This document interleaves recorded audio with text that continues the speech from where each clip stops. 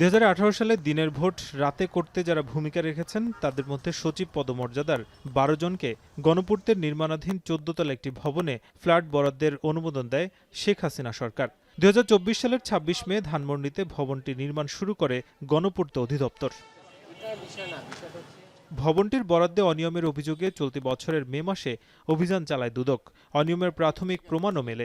নির্মাণাধীন ২৩টি ফ্ল্যাটের ১২টি পাওয়ার কথা ছিল দুদকের আলোচিত সাবেক কমিশনার মোজাম্মেল হক খান ও জহুরুল হক সহ ১২ সচিব পদমর্যাদার কর্মকর্তার, যাদের বেশিরভাগই ৫ আগস্টের গণঅভ্যুত্থানের পর থেকে পলাতক রয়েছেন।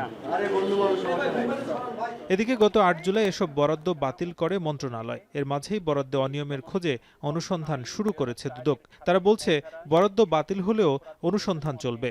দুদক থেকে একটা এনফোর্সমেন্ট অভিযান পরিচালিত হয়েছিল গত মে মাসে। ফ্ল্যাট বরাদ্দের যে অনিয়ম হয়েছে কিনা সেই বিষয়গুলো খতিয়ে দেখা এবং কি ধরনের অনিয়ম হতে পারে সেই বিষয়ে অনুসন্ধানের সিদ্ধান্ত হয়েছে এবং অনুসন্ধান শুরু হয়েছে অলরেডি। এদিকে ১৭ কোটি টাকার অবৈধ সম্পদ অর্জনের অভিযোগে খুলনা সিটি কর্পোরেশনের সাবেক মেয়র তালুকদার আব্দুল খালেক ও তার স্ত্রীর বিরুদ্ধে মামলা করেছে সংস্থাটি।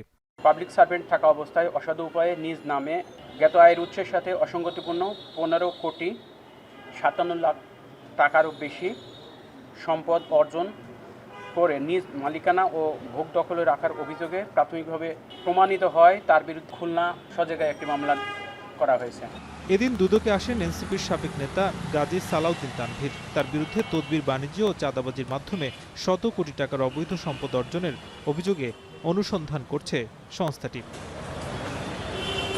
নাজমুস সাকিব, এখন, ঢাকা। সানবিট সব দিবে সামাল।